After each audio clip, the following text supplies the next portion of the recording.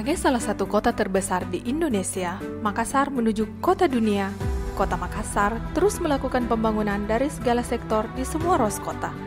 Di salah satu jalan protokol, Jalan Jenderal Sudirman misalnya, telah banyak gedung-gedung pencakar langit, mulai dari gedung perkantoran, pusat perbelanjaan, dan yang terbaru Hunan Hairis Sudirman 31, yang digadang-gadang akan menjadi salah satu hunian high-rise termewah di Makassar.